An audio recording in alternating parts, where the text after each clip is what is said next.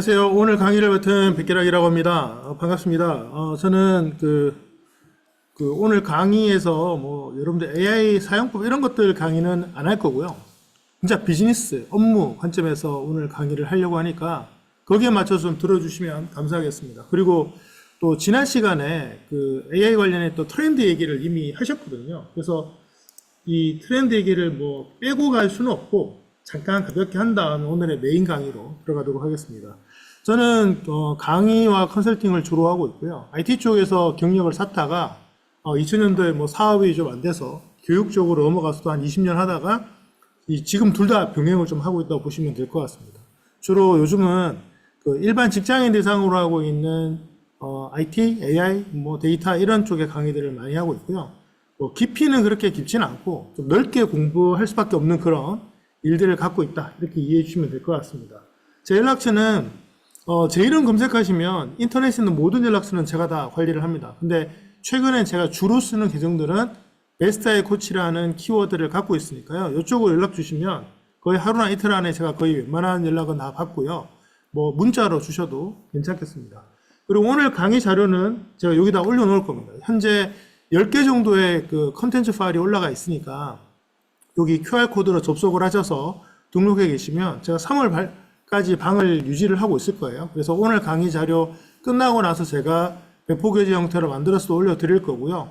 미래 경영, 글로벌 리더십, 오늘 강의 주제 자체가 업무와 이제 사업에 AI를 어떻게 적용할 것인가에 대한 내용들이니까 여기 접속을 하셔서 가입해 두시면 여러분들이 자료를 받을 수가 있습니다. 오늘 강의 자료는 제가 저녁에 정리해서 여기 클래스에 올릴 거고요. 앞에 요 비슷한 주제를 했던 강의들도 있으니까 보시고 많이 참고해 주시면 감사하겠습니다. 자, 그러면 이제 가볍게 AI 트렌드 이야기를 잠깐 해야 되는데요. 지난주 다 들으셨겠지만 오늘 강의와 관련된 트렌드가 몇 가지 있기 때문에 가볍게 짚고 넘어가겠습니다. 먼저 이제 지금 제가 주로 보는 건 말 그대로 사업이기 때문에 좀 아쉽지만 지금 이제 우리 전 세계적으로 볼 때 AI는 중국과 미국, 유럽도 한다고는 하는데 비교가 안 되죠. 물론 우리나라는 더 비교 안 됩니다. 그래서 유럽은 지금 하겠다. 일부 AI들도 따지고 보면 미국의 AI 기업들의 유럽 지부에 있는 사람들이 나와서 만든 거지. 사실 유럽의 독자적인 이런 느낌은 거의 없다고 보고 있습니다. 그리고 중국의 AI의 문제는 뭐냐면 지금 미중 갈등 상황에서 기술이 괜찮다고 말을 하지만 미국의 인프라나 기술과 가성비를 따라갈 수는 없다고 좀 보고 있어요. 일부 모델들이 괜찮다고 나오고 있는데 뜯어보면 다 미국 기술이라든가 유럽 기술 들어가 있고, 그리고 하드웨어도 마찬가지로 여전히 서방의 방식을 따라가고 있고요. 그리고 일단 무엇보다 법적 문제, 정보에 대한 유출 문제 이런 것들이 있기 때문에 저는 일단 비즈니스 관점에서 중국 쪽 AI 모델들은 전혀 추천하지 않습니다. 만에 하나 이 강의 들으시는 분들 중에 해외 비즈니스 하실 텐데 최근에 유행했죠. 딥시크 같은 모델들 설치해서 테스트 해보시는 건 제가 말리지는 않는데, 그러다가 까딱 잘못해서 미중 갈등의 어떤 법적 제재 받으시게 되면 사업에 크게 타격을 입습니다. 글로벌 기업들이 이런 타격을 입으면 어떤 일이 벌어지는지는 잘 아시겠죠. 그래서 이게 우리가 기술이 괜찮다 이런 얘기 하기 이전에 지금 이제 국제 정세 자체가 지금 이게 그냥 단순하게 기술 패권이 아니라 일종의 전쟁 수준이거든요. 그런 점에서 AI 기술 잘못 적용해서 잘못 탑재해서 나갔다가 미국의 어떤 제재뿐만 아니라 유럽 제재까지 받기 시작하면 그냥 그 모델 그냥 못 쓰는 거라고 보시면 되기 때문에 그런 점에서는 지금 압도적으로 미국 중심의 모델들이고, 다행히 미국이 이제 패권국이고 미국 모델도 잘 나오기 때문에 가능하면 사업적으로는 미국 쪽 모델 쓰시라는 말씀을 좀 드리고 싶고요. 두 번째로는 이제 최근에 이제 멀티모달 AI가 등장을 하는데 이게 비즈니스적으로 볼 때 멀티모달이 쓸모없어요. 그냥 돈만 많이 나가고, 지금 많은 기업들이 개발을 하고 있습니다만 비즈니스 관점에서 실제로 예를 들면 오픈AI가 이미지 잘 만들지만 그 이미지 가지고 여러분 사고 팔고 그다음에 제품에 적용하고 이건 완전 다른 문제라는 거 좀 알아두셔야 될 것 같고요. 하지만 멀티모델로 지금 AI 기업들이 가고 있기 때문에 이게 향후에 사업적으로 좀 문제가 될 거라고 보고 있습니다. 그래서 엔트로픽의 지금 클로드 같은 모델들은 영상 이런 거 안 만들잖아요. 하지만 오히려 투자비 적게 들어가고 모델 괜찮고 성능 괜찮게 나오는 거 보면 지금 세계적으로는 멀티모달 AI가 등장을 했지만 이렇게 가는 게 과연 올바르냐? 이 올바름이 정치 올바름 이런 얘기 아니라 비즈니스적으로 올바르냐? 가성비가 괜찮냐 이런 문제는 좀 다르게 봐야 된다. 이게 제 생각입니다. 세 번째로 이제 최근에 이제 AI 기술들이 융합이 시작했죠. 그래서 제가 올해를 어떻게 보냐면 작년까지는 그래도 뭐 AI가 특정 산업, 특정 분야에 뭐 영향을 줬다면 올해는 그냥 전 산업이라고 봅니다. 그래서 올해도 정말 AI를 도입하지 않는다? 올해도 사업이나 업무에 AI를 안 쓴다? 그냥 끝장이라고 봅니다. 지금 이미 LG 같은 경우도 이미 유난히 지금 최근에 들어와서 엑사원 얘기 많이 하죠. LG가 2010년대 중반부터 AI를 업무에 적용하려고 했던 기업이에요. 그러니까 내부적으로는 투자를 굉장히 많이 했습니다. 근데 이제 공개 모델을 등장시킨다는 것은 뭐냐면 내부적으로 쓰는 건 끝났고요. 이미 업무적으로 다 쓰고 있고 이미 성과를 다 받고 모델의 우수성 다 검증했기 때문에 보냅니다. 아마 다른 회사였으면 작년, 재작년에 진작 오픈했을 텐데 LG가 좀 그런 부분에서는 약간 보수적이죠. 그래서 굉장히 검증된 모델 아니면 안 내놓기 때문에 엑사원을 이제 등장시켰다는 것은 사실상 이제 업무에 적용 안 하는 기업은 전 대기업은 이미 끝났다고 보고요. 이제 중소기업, 중견기업이 AI 기술이나 로봇 기술 적용하지 않는다? 그냥 올해 안에 사업에서 경쟁력 밀린다고 보는 게 맞다라고 보고 있습니다. 그리고 네 번째로는 올해 이제 특징이 AI 에이전트인데 이것도 업무적으로 볼 때 왜 이렇게 가고 있는가를 한번 고민을 해봐야 돼요. 이게 뭐 저는 나쁘다고 보지는 않는데 이게 비즈니스라는 게 투입 대비 생산성을 봐야 되는데 왜 수많은 어떤 사업 모델 중에서 에이전트로 가고 있냐. 이것도 나중에 제가 2부 얘기할 때 좀 드리도록 하겠습니다. 아무튼 올해는 많은 부분들이 업무 자동화나 이 에이전트를 활용해서 업무의 많은 생산성을 개선시키는 쪽으로 갈 것이라는 말씀을 드리고 싶고 최근 이제 추론 기술 이제 저도 최근에 이제 AI 모델들 쓰다 보면 추론 기능을 안 쓰는 경우가 이제는 별로 없어요. 제 생각에는 5번 중에 2번은 무조건 추론기 들어갑니다.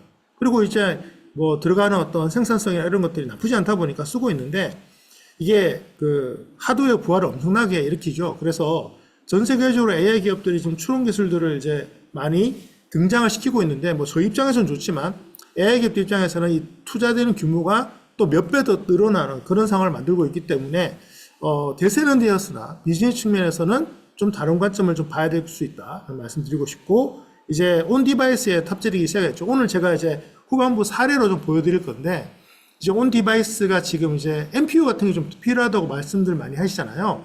꼭 그런 것도 있겠지만 이제 데이터를 웹에 올리지 않고 내 컴퓨터 안에서 내 PC 안에서 우리 시스템 안에서 돌아가는 것들이 이제 올해서는 이제 대세가 될 거라고 보고 있습니다.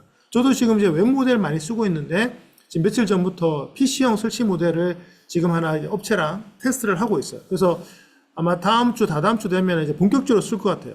꽤 성능이 잘 나옵니다. 그래서 데이터를, 물론 이제 웹 버전에 비하면 편의성은 좀 떨어지지만 내가 데이터를 외부에 유출하고 싶지 않은 기업들, 엄청나게 많겠죠. 그런 기업들이 웹 버전에서 간다? 저는 좀 한계가 있다고 보고 웹 버전은 옵션이라고 봐요. 그래서 많은 기업들이 현재 웹 기반에 지금 AI를 도입하고 있는데 그것은 메인 잡에는 적용 안 된 거라고 보시면 됩니다. 그냥 우리가 업무를 하는 측면에서 바깥에 좀 공개도 문제 없는 분야에서 좀 편하게 하는 건 그거지 핵심 업무를 웹에 올려쓴다? 저는 뭐 말도 안 되는 거라고 생각하고요. 그런 점에서 보면 올해 이 온 디바이스 AI가 얼마나 잘 나오느냐에 따라서 이제 기업들이 좀 더 적극적으로 정말 핵심의 어떤 역량에까지 뭐 사업을 적용한다. 뭐 이런 게 올해 결정나지 않을까 보고 있습니다. 그리고 이제 그러다 보니까 법적인 문제. 저희도 지금 여기 AI 관련된 윤리, AI 기법법 관련된 강사팀을 지금 이제 준비해서 출범을 시킨 상태인데요. 아마 올해 이것 때문에 아마 시끌벅적할 거라 생각을 합니다.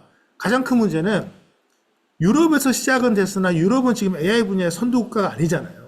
근데 유럽은 뭐 ESG부터 시작해서 항상 말은 거창한데 그것 때문에 자기들이 좀 지살 깎아웃기를 하고 있죠. 근데 우리는 어떻게 보면은 유럽도 팔고 미국도 팔아야 되니까 가장 까다로운 유럽에 초점을 맞추고 있는데 이 들어가 있는 법안이 완벽하지 않아요. 그래서 코에 걸면 코걸이, 뭐 귀에 걸면 귀걸이 되는 거죠. 뭐 중대재해처벌법도 지금 뭐 법안은 강력하지만 많은 기업들이 이거 막 악법에 가깝다고 얘기할 정도의 그런 법이 있잖아요. 예를 들면 현장에 저희가 대표이사가 아무리 잘 관리를 해도 현장에 사망사고 나면 대표이사 일단 입건되잖아요. 이런 것들이 이제 앞으로 사람이 죽을 수 있는 IT 분야는 그런 경우 잘 없겠지만 공장, 뭐 건설 이런 분야에서 이런 법안화가 국내 기업들의 발목을 많이 잡을 거다. 지금 가뜩이나 경제 상황이 안 좋은데 이런 법률 문제 때문에 기업의 CEO들이나 대표이사가 굉장히 몸살이죠. 이런 것들이 앞으로 이제 점점 더 커지기 때문에 AI 분야도 지금 AI가 영향력이 커지다 보니까 윤리적인 문제, AI 관련된 법안 문제. 지난번에 그 태평양 변호사님께서도 그 얘기를 하셨는데 앞으로 이 문제를 어떻게 다룰지에 대해서도 우리가 고민해야 되는 시기라고 생각을 합니다. 자, 이렇게 트렌드는 간단히 정리를 하고요. 이제 진짜 중요한 건 이거죠. 비즈니스 세계의 고민. 제가 몇 가지 정리했는데 오늘 강의에 한 30%는 여기에 들어있는 것 같아요. 첫째, 지금 이제 제가 작년 내내 많은 AI 기업들한테서 들었던 얘기가 뭐냐면, 일반 기업 들었던 얘기가 뭐냐면, 도대체 AI를 어디에 쓰면 되느냐입니다. 놀랍죠?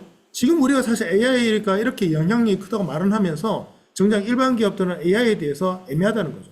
혹시 그 우리나라 사람들이 업무에 챗GPT를 몇 프로 쓰는지 아십니까? 제가 지난주에, 며칠 전에 들었던 최신 통계인데요. 5%입니다, 5%. 5%. 그러니까, 챗GPT를 써봤는데, 실제 업무에 쓰는 비율이 5%라는 거죠. 그럼 챗GPT가 정말 그 정도로 성능이 낮냐? 아니잖아요. 그 말은 뭐냐면, 실제로 업무에 얘가 얼마나 도움인지 잘 몰라요. 뭐, 제 주변에도 많은 강사님들이 뭐, 챗GPT로 뭐, 글도 쓰고, 소설도 쓰고, 뭐, 이미지 만들고, 그 다음에 영화도 만드는데, 그러면 그 영화를 저희가 돈 내고 봅니까? 아니면 기존의 영화를 덜 보나요? 그것 때문에? OTT로 넘어간 거지, AI로 넘어간 게 아니죠. 그 점에서 볼 때, 실제 현업에 있는, 현장에서 일하는 분들이 AI에 대해서 고민을 안 하는 건 아닌데, AI 관점에서 업무가 애매해요. 이게 오늘 저희가 여러분들 꼭 기억해야 될 게 뭐냐면, 어떻게 보면 지금 AI 기업들, 소위 말해서 세계적인 AI 기업들 중에 돈 버는 기업이 하나도 없어요. 이거 굉장히 중요합니다. 뭐 회사들마다 뭐 몇십 조를 투자하겠다 말한다 거창하게 하는데 문제는 그래서 수익을 얼마 내냐? 다 적자예요. 근데 돈이 워낙 많이 들어오다 보니까 그렇게 하고 있는데 제가 보는 것 중에 하나가 뭐냐면 올해부터는 AI만 만드는 회사들은 뒤처지기 시작할 겁니다. 이제 돈 벌면서 AI를 개발하는. 예를 들면 구글 같은 경우도 AI로 돈 번 기업이 아니죠. 구글의 거의 모든 기술들은 검색이라든가 광고라든가 그 돈을 잘 벌기 위해서 만들어진 기술이잖아요. MS도 마찬가지. 그런 점에서 메타도 마찬가지. 그래서 AI를 개발해서 AI를 뭐 팔아서 돈 벌겠다? 챗GPT 같은 회사 아마 뒤처지기 시작할 겁니다. 그래서 앞으로 이제 이런 점에서 이 비즈니스에 대한 효율성을 이미 전 하기 시작했다고 생각을 하고 있고요. 돈을 매년 이렇게 몇십 조씩 투자를 못 합니다. 이 돈이 들어오니까 가능한데 돈 버는 회사들은 그래서 자기들이 돈을 버니까 투자하지만 그냥 AI만 개발하는 회사들은 그 돈을 조달해야 되거든요. 그러니까 내가 10조 투자해서 뭐 2조 벌었으면 8조가 손실이잖아요. 그러면 이 손실 메우려면 8조 들어와야 되는데 이게 계속 가능할 것인가. 뭐 상위에 있는 오픈AI 정도는 가능하겠지만 그런 점에서 볼 때 AI 회사들이 너무 비즈니스 준비를 안 하고 들어왔죠. 사실 챗GPT 등장할 때도 보면은 저는 챗GPT 등장할 때 그 할루시네이션 때문에 다 바로 퇴출될 줄 알았어요. 그런데 2달 만에 1억 명 사용하면서 그냥 진입을 해버렸죠. 그러니까 그 전에 뭐 테이라든가 구글의 AI 것들이 기술이 없었는 건 아닌데 왜 문제가 됐냐면 이 할루시네이션이 소송감이에요. 우리나라는 뭐 몇 조 단위 소송 없잖아요. 근데 미국 같으면 예를 들면 뭐 걔가 인종차별을 하고 뭐 어떤 사람들에게 이상하게 막 발언하고 이랬으면 바로 소송이에요. 전 난리 났을 겁니다. 그런 점에서 볼 때 당시에 챗GPT가 오픈AI가 따져보면 뭐 영리법인이 아니었고 좀 실험적으로 냈던 게 확 들어오면서 사람들이 그 할루시네이션에 대한 어떤 경계심을 좀 낮춘 상태가 아니었을까. 그리고 일반인들이 당시에 오픈AI를 잘 몰랐죠. 그런 점에서 보면은 비즈니스를 그렇게 하겠다고 들어온 게 아니었다는 거예요. 그러다 보니까 지금 가는 방식에서 서로 지금 막 눈치 보기 하면서 막 그냥 끌려가고 있는데 실제로 이 AI가 정확하게 요일을 이렇게 만들 수 있고 몇 퍼센트의 생산성을 높일 수 있고 이건 없어요. 그래서 잘 보시면은 세계적인 그 LLM 모델들이 등장을 할 때 잘 보시면 본인들의 성능의 그 수치를요 업무 생산성으로 평가하지 않아요. 실제 지금 여기 그 IT 하시는 분들 뭐 제품 만드시는 분들 많은데 여러분 그 본인들 제품 만들었는데 이 모델을 가지고 예를 들면 뭐 석사학위를 대체할 수 있고 뭐 수능에 몇 점을 맞을 수 있고 이런 식으로 그 제품을 생산합니까? 아니면 다르게 표현해서 업무 중에서 근무 시간을 몇 퍼센트 줄이고 생산성을 얼마나 높일 수 있고 비용을 얼마나 절감시킨다 이렇게 표현하죠. 근데 최신 모델들 그거 못해요. 왜냐면 애당초 그렇게 개발된 게 아니에요. 그래서 AI 관점에서 볼 때 이 업무 객관화가 안 돼 있어요. 그러니 공급사가 업무에 객관화를 안 시키니까 당연히 저희가 여러분 생각해 보세요. 제품을 내가 도입을 하는데 내가 시간 쓰고 돈 써야 되는데 상대가 나한테 어떤 업무에 어떻게 쓸지는 알아서 결정하세요. 그럼 여러분 도입하시겠습니까? 이게 현재 제일 큰 문제예요. 그래서 현재 AI 관점에서 업무 객관화 부족이라는 게 심각하다. 제가 그래서 보는 게 이겁니다. 못하는 거 없어요. 근데 막상 제대로 하는 것도 없어요. 실제로 AI 뭐 가지고 막 뭐든 할 수 있다고 하지만 우리 회사가 그렇게 안 써요. 그리고 여러분께 여쭤보겠습니다. 본인의 업무에 AI 쓴다고 하는데 예를 들면 제가 강의 현장에 지금 AI 씁니까? AI가 뭐 아바타 만들어서 여러분한테 지금 대본만 올려가지고 막 강의하고 제 음성 녹음해서 학습시키고 이렇게 하지 않죠? 아마 단언하는데 현재 AI 기술을 자기 회사의 가장 중요한 사업 현장 그 말단에 놓고 쓰는 게 없을 거라고 생각해요. 저는 기본적으로 IT 저도 한 20년 넘게 했지만 IT의 최고 묘미는 일을 편하게 하는 거지. 그러니까 백단에서 잘하는 거지. 앞에 나와서 IT가 예를 들면 뭐 내가 하고 있는 뭐 맛을 더 맛있게 하고 더 세련되게 만들고 이런 경우 별로 없었다고 생각해요. 결국은 따져보면 비용 절감이라든가 업무에 대한 원활화 이런 쪽인데 그러기에는 개발비가 너무 많아요. 그래서 이 엄청난 적자를 어떻게 해소할까? 그리고 왜 이 기업들이 AI 에이전트로 갈까요? 저는 여기서도 굉장히 중요한 포인트가 있는데 본인들 AI 개발 회사들이요. 자신들의 AI를 가지고 정확하게 어떤 업무에 적용했을 때 몇 퍼센트가 생산성이 나가기 때문에 네가 얼마 내면 도와면 돼를 지들이 몰라요. 그러다 보니까 이걸 지금 우리 보고 얘기하는 거죠. 에이전트 만들면 돼. 니들이 그냥 만들었어. 근데 이거는 보통 어떻게 가냐면 우리가 보통 제품 개발할 때요. 이렇게 범용적으로 개발하지 않습니다. 가장 중요한 그 핫한 부분을 딱 하죠. 우리 뭐 스타트업들한테 뭐 아이템 얘기할 때 이런 식으로 절대 얘기하지 않아요. 항상 핵심이 뭡니까? 제일 중요한 것은 당신의 비즈니스에서 가장 크리티컬한 부분이 뭔데 그걸 이걸로 해결할 수 있어 이렇게 접근하잖아요. 그래서 지금 AI 기업들이 따지고 보면 한마디로 뭐냐면 일을 몰라요. 사업을 몰라요. 그냥 우리가 좋은 거 대충 좋은 거 만들어 놓은 것 같으니까 이거 가지고 니들이 써. 우리 글자도 잘 생산하고 데이터 분석도 하고 이미지도 만들 수 있고 영화도 만들 수 있어. 그래서 그 AI 가지고 영화를 만들어서 세계적 흥행을 합니까? 이건 다른 문제다. 그 점에서 지금의 AI와 업무의 연결점이 너무 없다 보니까 이 부분을 누군가 해결을 해야 되는 게 현재 기업들의 AI 도의 가장 큰 문제입니다. 이게 1번이에요. 두 번째 뭐냐면 또 이제 모르니까 너무 기대가 커요. 예를 들면 기업들 만나보면 저희가 막 이런 일을 하고 있는데 그럼 야 이거 이런 일이 벌어지겠네요? 그럼 좋죠. 예를 들면 저도 이제 챗GPT 처음 등장했을 때 우리나라에 이게 재작년 1월이었나요? 제가 한 3개월 우울증에 빠졌어요. 정말 걔를 보면서 어떤 느낌을 가졌냐면 강사 세계고가 다 대체할 것 같았어요. 와, 이 정도면 내 원고 다 대체하겠네? 저도 이제 1년에 제가 우리나라에서 VOD, 그러니까 촬영 중심의 영상 강좌는요, 제가 이제 뭐 이렇게 자격증 쪽 제외하면은 제가 그래도 한 1등 할 겁니다. 1년에 제가 한 150개에서 200개 찍거든요. 엄청나게 찍어요. 근데 그 개당 30분짜리 영상 찍기 위해서 이 원고 작성하는 시간이요, 뭐 검수 등등 하면은 4시간에서 8시간이에요. 그러니까 30분 찍으려고. 엄청난 시간에 그 낭비같이 들리죠. 근데 그만큼 원고의 비중이 높다 보니까 처음에 챗GPT 등장했을 때, 야, 이거 원고 대체하면 내 강의 정말 쉽겠다. 근데 제가 현재까지 2년 넘었잖아요. 대체 안 돼요. 그러니까 참고는 하지만 대체할 수가 없어요. 그 점에서 볼 때 지금 제 업무에 AI가 안 들어온 건 아니지만 정확하게 AI가 제 업무 하나를 대체했냐? 하나도 대체하지 않았습니다. 그냥 곳곳에 들어가서 좀 더 편하게 만든 거죠. 그 점에서 볼 때 지금 기업의 어떤 CEO들이 AI를 바라보는 관점이 좋지 못해요. 그래서 어떤 문제가 있냐면 기대가 너무 커요. 왜냐면 뭐 몇 조를 투자했다고 하고 야 저걸로 영화도 만든다면서 야 그럼 우리 디자인팀 다 제거해야 되는 거 아니야? 실제로 작년에 그런 일이 있었습니다. 작년에 꽤 유명한 그 게임사가 그 AI가 이제 이미지 잘 만드니까 게임사 디자인을 그냥 싹 다 잘라놨죠. 프로그램은 다 날리고. 요즘 그 회사 잘 안 나갑니다. 최근에 그래서 이런 얘기가 나와요. 우리가 이제 뭔가 개발을 할 때, 물론 이제 그 AI가 코딩을 하죠. 제가 최근에 이번에도 그 AI 코딩이라는 과정을 맡았는데 이게 기존의 프로그래머를 대체하는 과정이 아닙니다. 일반인들이 코딩으로 옛날 같으면 개발팀에게 의뢰해야 되는, 그래서 막 나올 때까지 몇 달 걸렸던 그 일을 그냥 뚝딱뚝딱 몇 시간에서 며칠 만에 끝내는 그런 게 요즘 AI 도구지, 프로그램을 대체한다? 물론 초급 프로그래머는 대체할 수 있어요. 근데 초급 프로그래머가 예를 들면 이런 거죠. 대리가 우리 회사 핵심이에요? 미래의 핵심이죠. 현재는 과장, 부장이잖아요.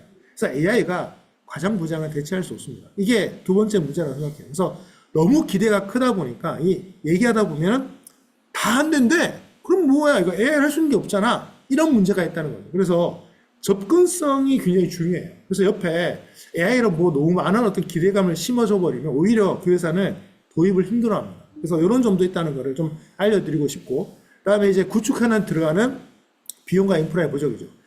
뭐 지금 이 강의 들으시는 분들 대부분은 이 정도는 아닐 거라고 생각합니다. 저는 이제 AI를 도입할 때 제가 이제 테스트 모드로 그 파일럿 테스트 하잖아요. 그래서 한 3천만 쓰십시오. 직원 한 명 인건비. 그러니까 신입 직원 한 명 인건비 3천에서 5천 쓰면 테스트는 할 수 있어요. 근데 그걸 가지고 예를 들면 성공했다고 쳐요. 그래서 와, 우리 회사에 어떤 부분을 맡겨야겠네. 그 순간부터 어마어마한 인프라 들어갑니다. 요거는 이제 뒤에 보안 문제와 연결되는데, 제가 만나본 기업 중에 거의 8에서 90%는 전부 다 저희 회사에서 데이터가 나가면 안 됩니다. 클라우드에 올릴 수가 없어요. 그럼 어떻게 해요? 그 돌아가는 시스템이 회사 안에 있어야 돼요. 자, 앞에서 제가 이런 말씀 드렸습니다. 현재 뭐 챗GPT에게 20달러를 주든 뭐 200달러를 주든 다 싸요. 정말 쌉니다. 챗GPT는 적자 부문에서 그 돈 받아서 그냥 유료 티를 내고 있는 거죠. 그런데 만일 제값 받는 시스템을 구축한다? 그러면 20달러 내는 걸 회사 안에서 그 정도 구현하려면 한 200달러 들걸요? 그러니까 인당 200달러 들여가지고 뭐 직원 100명이면 그냥 20만 달러, 2만 달러, 20만 달러 돼버리잖아요. 이거 투자 못합니다. 그래서 현재 우리가 AI 구축에 필요한 비용과 인프라가 넉넉하다고 볼 수는 없어요. 뭐 예를 들면 이런 분들도 있어요. 우리가 뭐 이런 일을 하고 있는데 자체 모델을 만들면 어떨까요? 뭐 만들면 좋죠. 근데 우리나라에 제가 물어볼게요. 여러분 최근에 그룹3가 그 H백 그래픽 카드, 그 H백 카드 몇 장 썼는지 아십니까? 공식 발표로 10만 장. 그리고 그동안 사모은 거 포함하면 현재 엑스에 20만 장 정도 있다고 우리가 추정하고 있어요. 10만 장은 확실해요. 왜냐면 주문을 넣었거든요. 받았거든요. 그래서 구축하는데 굉장히 짧은 시간에 구축해서 굉장히 난리가 났던 적도 있어요. 그러자면 보면 10만 장은 확실히 갖고 있어요. 그래서 그룹3에 신규 모델 10만 장을 쓴 건 확실해요. 근데 그 전에 있는 카드 안 썼을까요? 지금 우리나라에서 국가 데이터 센터 측면에서 한국형 뭐 H백 카드 집어넣어서 국가에서 지금 사업하는 거 몇 장인지 아십니까? 만장이에요, 만장. 그러니까 게임이 안 됩니다. 그러니까 그 만장도 그 조건에 보시면 구할 수 있다는 전제하에서 사업자 해주겠다. 즉, 만장을 구할 수도 없어요. 왜냐면 너무 비싸고, 그 다음에 돈의 문제가 아니라 수요 자체가 지금 뭐 거대 기업 쪽으로 가 있다 보니까 우리나라가 만장 받으려면 언제 될지 알 수가 없습니다. 물론 제가 이제 그 관계자분들을 만나면 좀 대안 같은 걸 드릴 수 있는 아이디어는 있지만, 아무튼 생각보다 지금 기존의 모델에서 우리가 이런 것들을 투자하는 게 쉽지 않다. 그 점에서 이 자원 문제를 좀 해결을 봐야 됩니다. 그래서 회사의 어떤 핵심 전략상에서 우리 자체적인 모델을 만들겠다 이런 생각은 좀 하지 말자. 이거는 지금 제가 보기에는 대한민국이 나서도 좀 힘들고요. 그 다음에 그 일반 기업에 나서기엔 더 힘들지 않나. 우리나라 같으면 삼성전자나 뭐 네이버 정도나 LG 같은 이런 그룹사 정도나 나오지, 이제 일반 기업들은 모델 만들겠다, 뭐 AI 시스템을 독자적으로 가져가겠다, 이런 건 좀 위험하지 않나라는 생각이 듭니다.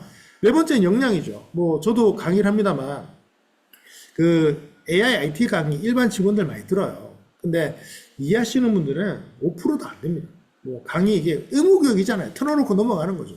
그 점에서 볼 때 미국의 베스트바이, 뭐 아마존과의 경쟁이 살아남은 오프라인 매장들, 이 베스트바이가 현재 전 직원들에게 AI 활용 교육을 시킨다는 점은 좀 의미가 있어요.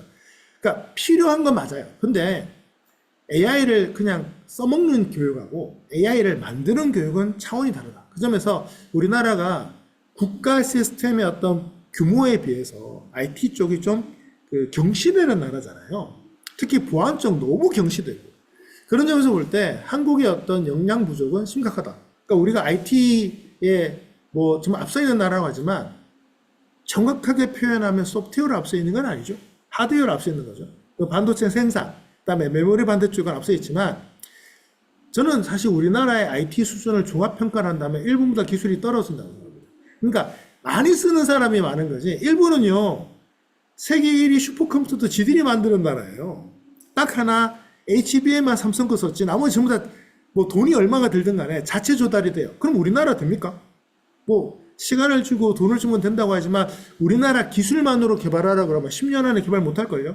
그러니까 그런 점으로 볼 때 국가의 어떤 뭐 경제 시스템에서 전자산업이 우리가 발전돼 있다고는 하지만 전자산업에도 구성비를 다 꼼꼼하게 했다면 우리는 아직까지 일본의 기술을 따라가지 못합니다. IT도 그래요. 그런 점에서 볼 때 AI 분야에서 우리는 이제 일본도 못 따라간다. 현재. 저는 그래서 뭐 지금 이제 올해가 마지막이다는 분도 있는데 저는 그 ESG 환경 문제랑 비슷하다고 생각해요. 끝났어요. 그러니까 우리도 이제 다시 개발도상국의 입장으로 AI를 봐야지 뭐 원천 기술을 개발하고 세계 3대 얘기한다. 그건 정치인분들 하는 얘기고 물리적으로 불가능합니다. 예를 들어보죠. 현재 광주에 우리나라 최대 규모의 데이터 센터 있죠. 네, 지방에 있는 전문적인. 그래서 그 데이터 센터가 지금 한 5천억 들였나요? 네, 5천억 들였어요. 그룹3 카드만 제가 추산해 보니까 구매 비용이 3에서 5조예요. 유지 비용 아니고 구매 비용. 근데 우리나라 그 국가대센터 전체 건물값 다 포함해서 5천억. 예, 엑스아이의 모델 하나도 개발할 수 없는 나라입니다. 그 점에서 볼 때 지금 우리가 뭐 미국, 중국과 어깨를 나란하겠다? 이런 얘기 하죠. 전략 잘못 쓰면 다 죽습니다. 지금 우리는 냉정하게 반성하고, 야, 우리가 너무 경쟁에서 완전 있잖아요. 뭐 우리가 경쟁하다 보면 꼴찌도 들어오잖아요. 적어도 결승선에는 나가보자 정도 해야지. 그래서 나가서 8명 중에 8등을 해보자 이래야지. 뭐 지금 우리가 감히 뭐 미국과 중국과 뭐 일본하고 싸우겠다 이딴 얘기하면 안 됩니다. 인프라가 너무 안 돼요. 그래서 역량 문제도 좀 냉정하게 해서 한국이 잘할 수 있는 부분에 좀 전략적, 저는 아까 말씀드렸죠. 지금 우리가 투자하려면 이거 기업 단위의 투자가 아니고 이제 전쟁한다는 생각으로 국가 단위의 선택을 해서 투자하지 않으면 한국의 AI 세계에서 그 명함 내밀 게 별로 없습니다. 지금 HBM 하나 덕분이에요. HBM 하나 덕분에. 근데 지금 HBM 안 쓰고도 그 가속기 만들겠다는 기업들이 늘고 있잖아요. 뭐 반도체 설계 기업들이 는다고 하는데 퓨리오사가 뭐 조단위의 어떤 가치 평가를 받는다고 하지만 그 우리나라에서는 그건 대단한 일이지만 실리콘밸리에 뭐 조단위 평가받는, 그러니까 가치로 조단위 평가받는 기업이 한두 개가 아니지 않습니까? 뭐 100개, 200개쯤 되지 않습니까? 그 점에서 볼 때 우리 역량도 좀 부족하다. 그리고 이거 정말 중요하죠. 좋아요. 그래서 해외 거 다 쓴다고 쳐요. 다 외부 조달해. 그러면 뭐가 만들어져요? 그래본들 챗GPT, 그래본들 제미나이. 그럼 뭐예요? 얘가 들어와서 우리만의 뭔가를 만들어야 되죠. 예를 들면 오늘 제가 드리는 강의, 트렌드 강의 아까 뭐 7장 장표 썼지만 뭐 지난주 수십 장 강의 들으셨잖아요. 그분이 훨씬 잘해요. 근데 여기에 제 관점에 들어가면 제게 나올 수 있잖아요. 그 점에서 기존의 AI에다가 우리 걸 집어넣어야 되는데 문제는 집어넣을 게 없어요. 물론 다행히 이제 우리나라 대기업들이 이 정도는 아닌데요. 제가 이제 스타트업이나 중소기업, 중견기업들을 많이 만나보면 제가 이런 질문해요. 저 혹시 옆에 분 컴퓨터에 무슨 파일이 있는지 검색됩니까? 검색이 안 되죠. 그런데 무슨 수로 뭐 데이터를 모아서 학습을 시키고 그런 얘기를 해요. 그리고 또 이제 여기 세 번째 부분 있죠. 아래 한글. 이거 진짜 심각합니다. 우리나라 빨리 이제 아래 한글 버려야 되는데, 아니면 저는 사실 한컴을 민간 기업으로 두면 안 된다고 생각해요. 정말 정부에서 아래 한글 쓸 거면 한컴을 국유화 시켜라. 그래서 전 국민이 쓰게 만들어 버리든지. 아니 민간 기업 제품 하나를 이렇게 독점적으로 써버리면 어떡합니까? 뭐 이거 파면 뭐 이 자리에 살 얘기는 아니겠지만 온갖 비리가 나오지 않을까요? 예를 들면 여러분 생각해 보세요. 한국 기업의 특정 기업 하나 거를 폼에서 그냥 정부가 다 써줘. 그 표준이야. 예를 들면 MS 워드로 제가 제안서 써본 적 있습니까? 한 번도 없어요. 그러면 아래 한글 쓰면 좋아요. 그럼 한컴이 그러면 대한민국 대표 기업에서 뭐 정부 지분도 확 들어가 있고 이런 기업이에요? 그것도 아니잖아요. 그 점에서 볼 때 이건 정말 너무 심합니다. 그래서 이 아래 한글 버리든지 아니면 이 아래 한글을 대한민국의 표준품에 만들어서 국유화 시키든지 이 정도 해줘야만 이 데이터 문제를 해결해요. 저는 그래서 지금 이 아래 한글 갖고 있는 분들이 어떤 문제가 있냐면 전부 PDF로 바꿉니다. PDF로 바꾸면 PDF는 냉정하게 얘기하면 순수 텍스트 포맷이 아니잖아요. 약간 이미지스럽잖아요. 그 말은 뭐냐면 정확하지 않아요. 그래서 이미지라든가 도표 같은 게 PDF로 변환하는 순간 인식률이 떨어집니다. 그냥 인식하면 되는 떨어져요. 그러니까 아래 한글 파일을 PDF로 바꾸면 데이터 품질이 떨어져요. 그래서 이런 문제들도 우리는 갖고 있어요. 가뜩이나 부족한데. 그래서 이런 데이터, 그 AI에게 올릴 수 있는 데이터 부족이 생각보다 문제다. 그리고 현장에 가보면 이름도 모르는 회사 파일들 쓰는 거 많거든요. 그래서 이런 것들을 가지고 우리 뭐 디지털 전환, 뭐 우리나라 사람들 입장에서 아니 우리가 뭐 디지털이 안 돼 있어요 라고 하겠지만 그 디지털의 특징이 뭡니까?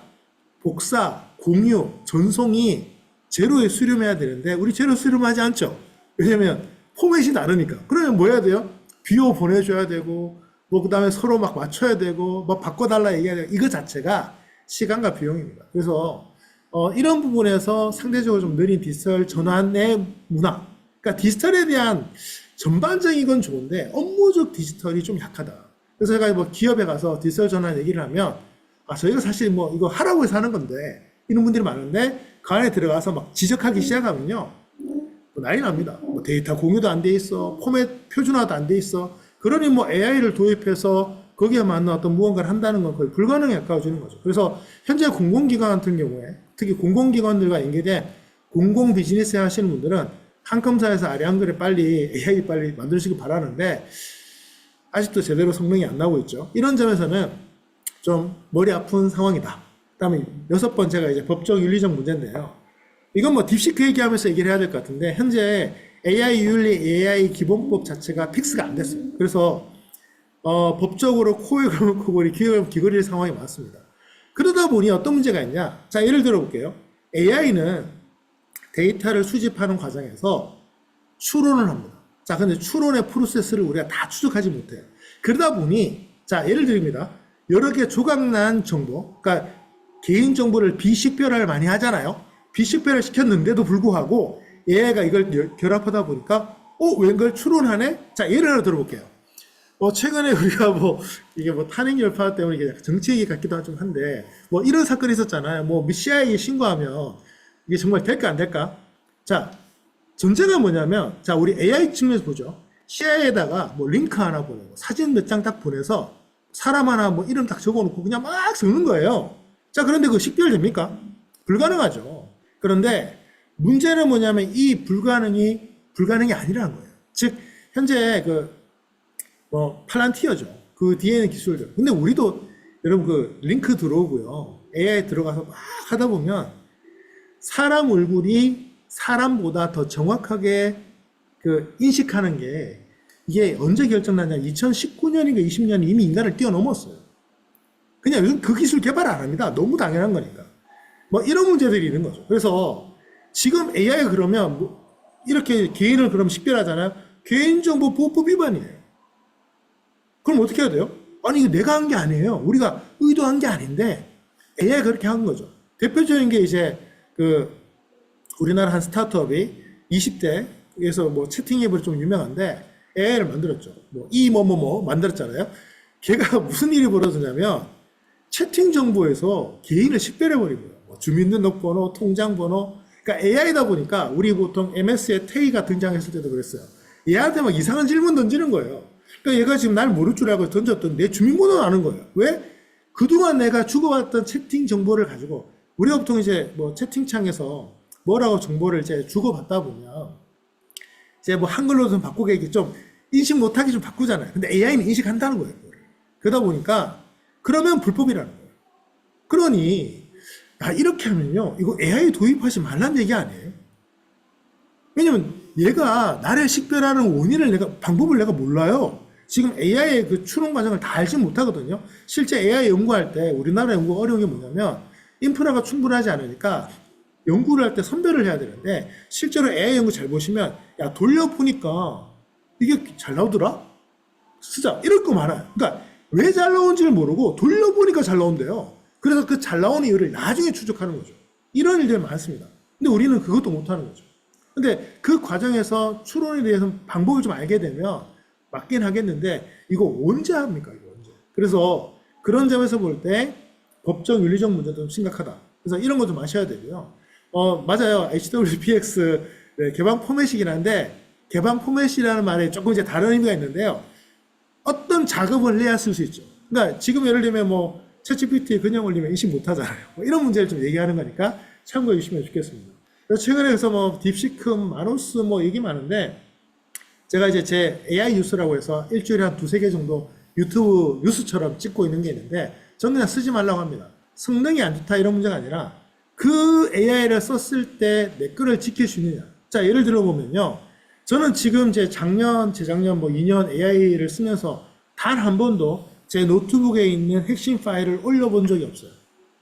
절대로. 왜냐면 올리는 순간 끝장나거든요. 한 번만 올리면 돼요. 그러면 얘는 앞으로 제 수준의 문서를 만들어낼 거예요. 그러니까 제가 몇십 년 동안 노력한 그 퀄리티, 물론 이제 이런 분들이 있어요. 시장에 나갔을 때, 내 정도, 이 정도 자료 만드는 사람은 대한민국에 한 몇만 명 돼. 그러면 올려도 돼요. 근데 이런 분들 있죠. 나는 그래도 내가 만들어내는 품질의 어떤 그 결과물이 대한민국에 한 100명밖에 없어. 그러면 절대 올리시면 안 됩니다. 올리는 순간 글로벌하게 그 100명은 그냥 100만 명 만드는 거잖아요. 그런 점에서 볼 때 이렇게 유출되지 말라는 보장을 어떻게 하냐는 거죠. 챗GPT가 삼성전자에 왜 안 쓰이는데요? 얘네들이 2번 실수했거든요. 제가 물어봤어요. 제가 삼성에 계신 분들이 좀 있어가지고 첫 번째는 초반에 서로 모르고 쓰다가 생긴 문제 맞아요. 그거는 괜찮았어요. 그런데 실제로 한 번 더 있었답니다. 그래서 오픈 AI 측에다가 얘기를 해서 이거 막아달라도 얘기하고 했는데 한 번 더 터졌대요. 그래서 오픈 AI를 신뢰하지 않는답니다. 그러니까 이거 진짜 무서운 거예요. 지금 우리가 이제 줌 같은 경우에 미국의 공공기관은 줌 쓰지 않거든요. 우리나라는 이제 막 쓰잖아요. 이유 하나예요. 중국의 정보가 나가고 허락하지 않은 사람이 들어오는 걸 확인했기 때문에 안 쓰는 거예요. 이렇게 엄격한데 딥시크 마누스를 이렇게 막 쓰고, 저는 그래서 여기 영상에 어떤 얘기를 했냐면, 어쩌면 중국에서 후원받는 유튜버들이 좀 있는 것 같아요. 너무 신경 안 쓰고 그냥 막 난리치는 거죠. 그 점에서 볼 때 우리가 이렇게 뭐 유튜브에서 정보를 뭐 참고하시는 건 좋은데, 너무 그렇게 핫한 뭐 AI 나와서 써봐, 올려봐, 이런 테스트를 아마 비즈니스 현상에서는 하지 않으실 거라고 믿습니다. 자, 이렇게 이제 일어나고 있다는 점을 좀 말씀드리고 싶고, 이제 마지막으로는 기존의 시스템과의 통합 문제가 좀 심각하다. 그래서 이런 문제들을 좀 고려한다면 앞으로 우리가 AI를 도입하는 과정에서 이제 기존의 시스템과 새로운 시스템에 갭이 생겼을 때 어떻게 해야 될까? 그래서 제가 꽤 오늘 시간 문제 때문에 다 말씀은 안 드립니다만, 좀 이제 국내에서 AI를 좀 외부 시스템으로 도입한 기업들 사례를 찾아봤는데, 대부분 어떻게 했냐면 중간에 전환 브릿지 시스템을 만드시더라고요. 즉 도입하는 AI가 있고 우리 시스템이 있는데 이게 바로 안 되니까, 또 일하고 있는 시스템 건드리는 게 쉽지 않잖아요. 뭐 ERP만 해도 조금 중소기업, 중견만 올라가도 억 단위 넘어가는데 그걸 어떻게 함부로 건드려요. 그래서 중간에 도입하는 AI, 뭐 이거는 이제 세계적으로 뭐 업체들이 나와 있으니까 우리 시스템 사이에 우리 시스템에서 AI의 데이터가 넘어가고 이 주고받는 과정을 통제하는 브릿지 시스템을 만드시는 경향들을 파악을 했습니다. 그래서 자, 여러분들께도 이제 회사에 좀 예산이 있다면 밖에 AI 도입에 다 전적으로 쓰지 마시고 브릿지 시스템이 필요하다는 것을 좀 미리 말씀드리고 싶어요. 저도 이제 AI를 사용할 때 고민이 뭐냐면, 정말 법적으로 그다음에 보안상으로 완벽한 어떤 AI가 있어서 제 시스템을 딱 올리면 얘가 정말 LLM만 돌고 제 데이터를 절대 학습하지 않는다고 약속을 해주면 좋겠는데 이걸 어떻게 믿어요? 그래서 따져보면은 제3의 시스템이 필요한 건 확실한 것 같아요. 그래서 지금 저도 그 문제 때문에 기존에 뭐 생성 AI 유명한 것들 쓰지만 거기에다 데이터를 올리지는 않고 좀 이렇게 신뢰할 만한 시스템을 기다리거나 아니면 제3의 시스템으로 그 중간 브릿지를 좀 체크하고 있다. 이런 말씀을 좀 드려보고 싶습니다. 자, 그렇게 해서 그러면 이제 이런 문제들이 있는데 우리가 그러면 이제 어떻게 해야 되냐? 이제 그 도입 전략에 대해서 한번 말씀을 드리도록 하겠습니다. 제가 뭐 오늘 뭐 이것저것 사례는 제가 많이 조사를 했는데 사례보다는 그냥 바로 전략으로 넘어가고 실제 제가 했던 이야기들 좀 드리면 좋을 것 같아서 바로 도입 전략으로 한번 넘어가 보도록 하겠습니다.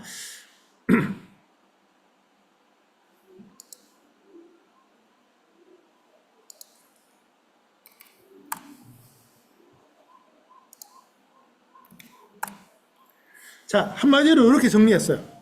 이제 6가지. 뭐 이건 다 강의를 했던 내용이니까, 일단, 그냥 뭐 한번 해봐 이렇게 하는 것보다는 기본적으로 회사가 지금 AI를 통해서 얻고자 하는 게 뭔지가 좀 명확해야 됩니다. 이게 전산화하고 좀 다른 것 같아요. 그러니까 AI에 대해서 잘 모르면 AI를 가지고 뭘 할지도 잘 몰라요. 전 그래서 임원분들이나 CEO분들이 좀 AI를 그러니까 코딩하라는 얘기 아닙니다.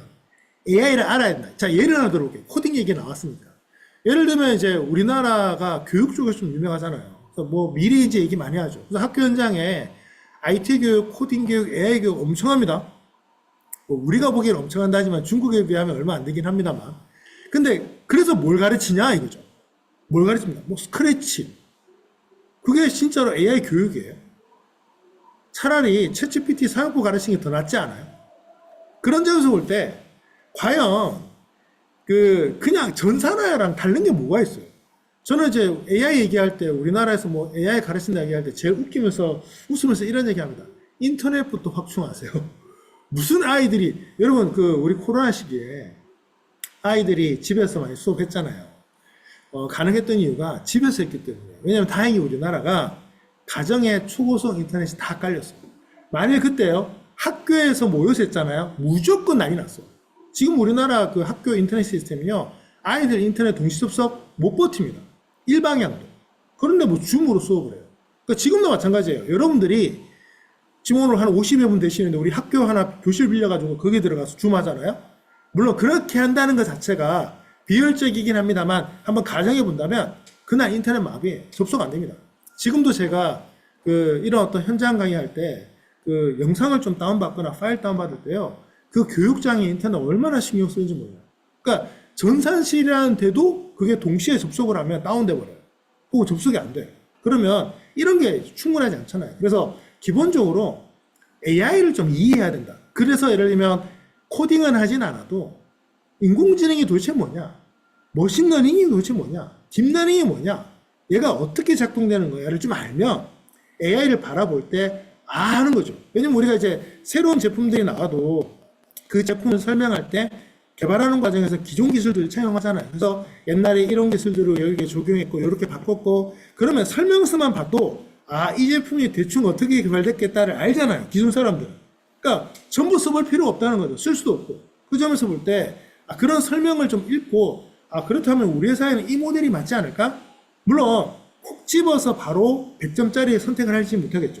근데 뭐 나와 있는 모든 인터넷 서비스, AI 서비스를 다 지켜봐야지 이런 것보다는 확 줄이죠. 시간과 비용을 줄이기 때문에 그런 점에서 볼 때 적합한 AI를 기술을 선정하기 위해서는 좀 알아야 된다. 그리고 이제 브릿지 이전에 파일럿 프로젝트를 수행해봐라. 그래서 뭐 작은 회사에서 좀 제일 그래도 AI를 좀 이해 잘하고 IT 좀 잘하는 부서가 있으면 그 부서 분들을 좀 불러서 해보라는 거예요. 그러면 그런 파일럿 프로젝트를 수행하는 과정에서 많은 시행착오를 이제 좀 줄일 수가 있고, 그리고 거기에 대해서 이제 여러 가지 문제점들, 회사 내에 문제점들이 나올 테니까 그걸 보완해서 단계별로 올라갈 수가 있겠죠. 저는 그래서 기업에서 어떤 대형 프로젝트 할 때 한 3단계 정도 파일럿 한 다음에 어느 정도 부서라든가 직급 정해서 확장한 다음에 세 번째 정도 단계에서 전사적 도입 이런 거 해야 된다. 그리고 이제 AI 도입할 때 생각보다 문제되는 게 조직 문화입니다. 자, 여러분께 한번 여쭤볼게요. 지금 본인이 일을 하고 계시죠? 자, 그 일을 뭐 하루에 몇 시간씩 하고 계시잖아요. 한 절반 정도를 다음 달부터 중단해야 한다면, 여러분 해고한다는 얘기 아니에요. 그냥 하는 일 절반을 내려놔야 돼요. 대신 그 일을, 그 시간을 새로운 걸 배우셔요. 한 번도 안 해본 것이고. 자, 그러면 물론 교육이라든가 이런 거 다 회사에 제공할 거예요. 그러면 받아들이실 분 몇 명 안 될걸요? 인공지능 시대에 그 인재상이 바뀌고 있습니다. 예전에는 회사에 들어와서 묵묵하게 자신의 업무를 잘하는, 괜찮았죠. 왜냐면 반복되니까. 지금은요, 반복되면 AI나 로봇이에요. 그러면 난 뭐 해야 돼요? 반복되어야 되는 업무를 처음 뭔가 시작할 때는 인간이 해야 되거든요. 실제로 학습을 시켜보면 반복되는 업무에 대한 AI 학습도는 좋아졌지만 완전히 새로운 거. 자, 예를 들어 볼게요. 지금 바둑 인간이 못 이깁니다. AI 바둑이 잘 두죠. 그런데 바둑 룰을 바꾸면요, 끝이에요. 다시 배워야 되는데요. 그냥 기존의 기보가 그 룰에 안 맞는데요. 그러니까 바뀌어야 되는 거죠. 물론 요즘 뭐 강화학습 등등 나와서 예전에 비해서는 학습 시간이 줄었다고는 하지만 적어도 AI는 기존에 오랜 시간 동안 축적되고 반복되는 업무는 잘 돌잖아요. 그러면 인간이 뭘 해야 됩니까? AI를 도입을 했어. 우리 회사 이 업무가 상당히 많네. 좋아. 우리 다음 달부터 AI가 맡겨. 지금부터 뭐 해야 돼요? 그 일 하던 직원들을 새로운 일을 시켜야 되는데, 놀랍게도 HR팀의 얘기가 뭐냐면 대기업들의 직원들은 차라리 사표 쓰거나 시위한다. 그러니까 본인들 일을 AI에 대체시키지 말라는 거죠. 그러면 기업이 생존할까요? 공장 폐쇄밖에 답이 없죠. 회사 문 닫아야죠. 그래서 결국 뭐냐? 왜 기존의 인력들, HR 그렇게 열심히 하면서 도입해서 기존의 인력들을 학습시켜서 전환시키지 않느냐? 본인들이 안 한다는 거예요. 그래서 조직 문화가 중요한 거예요. 조직 문화에 뭐가 들어야 돼요? 이제는 변화 경영이요. 기본이에요. 변화를 싫어한다? 뽑지 말아야 돼요. 이제는 AI 시대는 반복되는 건 전부 다 AI와 로봇이 할 일이기 때문에 반복되어야 되는 그 판단할 때까지는 인간이 하고 그 다음에 넘긴 다음에 우리가 또 새로운 일을 해야죠. 근데 이거를 인간이 싫어한다? 슬프게도 그런 회사는 오래 갈 수가 없고 AI 도입 안 합니다. 결과적으로. 그러면 자, 뭐 도입 안 하고 우리가 생산성을 높일 수 있나요? 불가능하죠. 그러니까 지금 우리나라 제기업 잘 보시면 특히 반복되어야 되는 제조기업들이 국내에 공장을 잘 안 짓는 경향이 지금 만들어지고 있어요. 기존 공장을 잘 폐쇄는 못하지만 그냥 해외에 짓습니다. 이게 단순하게 뭐 트럼프의 어떤 무역전쟁 이런 것만의 문제가 아니에요. 왜냐하면 지금 국내에서는 쉽지 않기 때문에 이 마인드가 쉽지 않아요. 노조 문제도 좀 생각하고.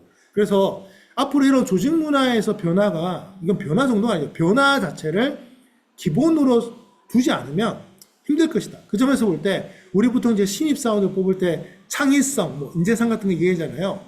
이게 진짜 장난 아니에요. 그럼 창의성의 핵심이 뭐예요? 창의성. 한마디로 새롭거나 다른 거에 대한 시도 아닙니까?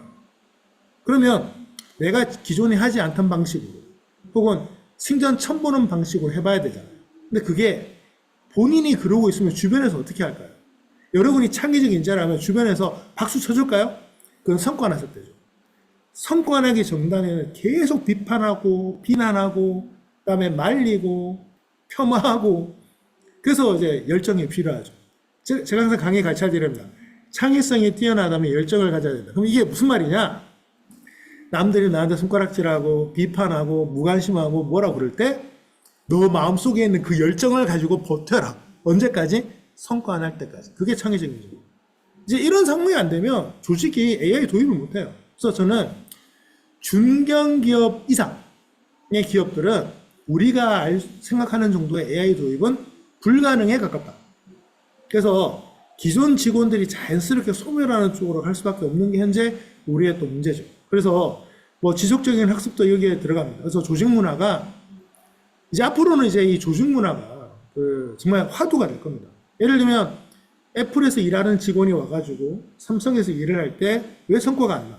그 사람 원래 일 잘하는 사람인데 이게 시스템의 문제를 넘어서 조직 문화 문제예요. 달라요. 자 그러면 또 얘기해보죠. 안드로이드 팀이 원래는 삼성전자 먼저 왔다면서요. 그런데 삼성전자에서 그걸 하지 않고 다른 데로 보냈다면서요. 그러면 그거 잘못된 거예요? 저는 그렇게 보지 않습니다.